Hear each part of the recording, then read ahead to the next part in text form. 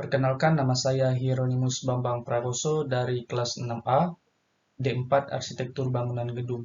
Untuk memenuhi tugas besar mata kuliah arsitektur hijau, di sini saya akan mempresentasikan beberapa pendekatan arsitektur hijau pada perancangan SMK yang telah saya desain. Pembahasan yang pertama, arsitektur hijau. Apa itu arsitektur hijau? Masih sering kita temui beberapa orang mendesain atau merancang bangunannya menggunakan pendekatan arsitektur hijau, mengira bahwa bangunan itu hanya sekedar berwarna hijau atau penggunaan cat berwarna hijau, serta bangunan yang memiliki luas lahan bukaan hijau yang cukup luas.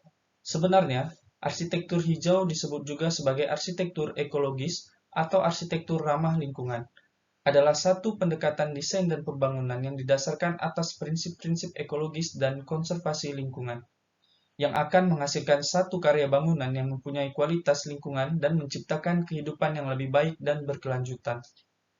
Nah, dalam arsitektur hijau sendiri ada 6 kriteria yang sudah ditentukan oleh Asosiasi Green Building Indonesia. Yang pertama ada tepat guna lahan, appropriate site development. Yang kedua, efisiensi dan konservasi energi, energy efficiency and conservation. Yang ketiga ada konservasi air, water conservation. Yang keempat ada sumber dan siklus material atau material resource and cycle. Yang kelima ada kesehatan dan kenyamanan dalam ruang, indoor health and comfort. Yang keenam ada manajemen lingkungan bangunan atau building environment management. Kriteria yang pertama yaitu tepat guna lahan. Pada pemilihan tapak atau site, kami memilih tapak yang berada di lokasi Jalan Ampera. Lokasi tersebut merupakan kawasan pendidikan yang berdekatan langsung dengan STKIP Pontianak. Pada pemilihan tapak ini sudah memenuhi persyaratan atau peraturan yang dibuat oleh pemerintahan Kota Pontianak yang sudah memiliki 40% tata lahan hijau pada tapak. Pada pemilihan tapak ini juga, tapak tidak membuka lahan baru. Dengan kata lain, tapak ini dipilih untuk menggantikan existing bangunan yang sudah ada di sekitarnya. Nah, tapak sendiri juga berdekatan atau tidak jauh, tidak lebih dari 5 km berdekatan dengan area pendidikan, area penjemputan, atau transportasi.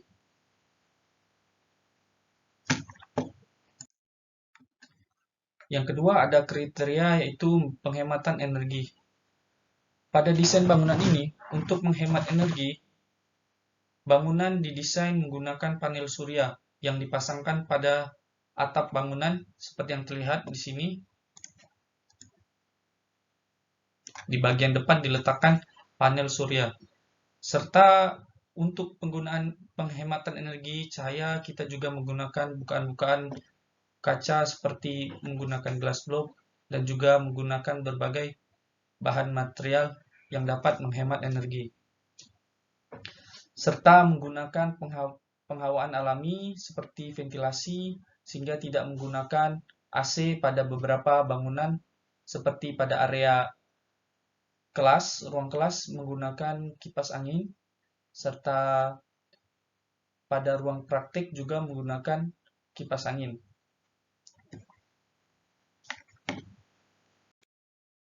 Kriteria yang ketiga adalah konservasi air. Nah, pada kriteria ini saya akan menjelaskan sistem pengairan yang berada pada bangunan ini. Air dari PDAM akan langsung ditampung oleh ground tank, sedangkan air hujan nantinya juga akan ditampung oleh tank air, tank water ini yang berwarna oranye, fiber biasa disebut orang. Lalu air pada talang, setiap atap ini menggunakan talang, lalu kita juga menggunakan talang dari dak. Nah, jadi air nantinya akan dialirkan pada setiap bangunan atau ruangan yang memerlukan air seperti WC, wastafel, dan beberapa ruangan yang lainnya. Nah, untuk sistem pengairan ini sendiri, airnya juga akan mengalir ke beberapa area taman yang berada di sekitar tapak atau lapangan di sini. Nah, terdapat juga kolam pada belakang bangunan depan ini, terdapat juga kolam yang akan menampung air hujan, sehingga untuk air sendiri pada bangunan ini tidak akan kesulitan. Kriteria yang keempat adalah sumber dan siklus material, yaitu penggunaan beberapa material pada desain bangunan ini seperti kayu atau wood plank, serta menggunakan beton expose dan juga menggunakan ACP. Nah, beberapa bagian desain bangunan ini menggunakan bahan material kayu, seperti di daerah depan ini, di depan sini juga, untuk meminimalisir cahaya yang masuk, karena pada tampak depan ini menyerong arah matahari sore. Lalu penggunaan kayu juga digunakan untuk menutup bagian sini, agar pada saat sore hari, cahaya sore hari tidak masuk ke dalam kelas. Terdapat juga di bagian sini.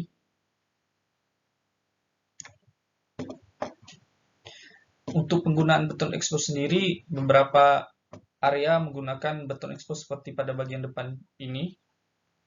Lalu untuk penggunaan ACV, bangunan dikelilingi oleh material ACV, sehingga bangunan terlindung dari cahaya matahari dan memiliki suhu atau kenyamanan udara yang relatif nyaman. Kriteria yang kelima ada kesehatan dan kenyamanan dalam ruang. Untuk menciptakan kesehatan dan kenyamanan dalam ruangan seperti ruang kelas yang ada di belakang ini masih menggunakan ventilasi sehingga terdapat cross ventilation atau pertukaran angin. Nah, di kelas juga menggunakan kipas angin, sehingga untuk kenyamanan di kelas sendiri ini masih nyaman karena menggunakan penghawaan alami serta menggunakan kipas. Dan dari segi penghematan energi juga karena tidak menggunakan AC. Untuk kriteria yang keenam adalah manajemen lingkungan bangunan.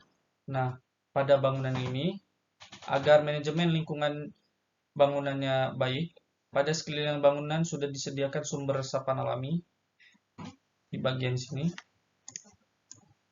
di sekeliling bangunan dan juga di sekeliling lapangan. Sehingga saat air hujan turun berlebihan, bangunan atau tapak tidak terkena banjir. Serta untuk manajemen kebersihan pada lingkungan sendiri sudah disediakan tempat sampah yang berada di dekat musola. Jadi memudahkan petugas kebersihan untuk mengambil sampah. Di beberapa ruangan juga sudah disediakan tempat sampah sehingga sampah dapat diolah dengan baik dan juga menjaga kebersihan. Sekian presentasi tugas besar arsitektur hijau. Kurang dan lebihnya saya mohon maaf. Terima kasih.